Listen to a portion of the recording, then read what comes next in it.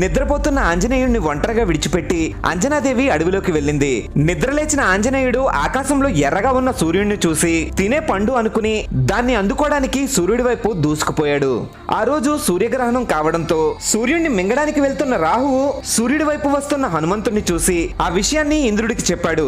ఇంద్రుడు హనుమంతుడిపైకి వజ్రాయుధాన్ని విసరడంతో అది హనుమంతుడి దవడకు తగిలి హనుమంతుడు మూర్ఛపోయాడు. తన బిడ్డ పరిస్థితిని చూసి ఆగ్రహించిన వాయుదేవుడు గాలిని ఉపసంహరించుకోవడంతో ముల్లోకాలకి ఊపిరాడలేదు.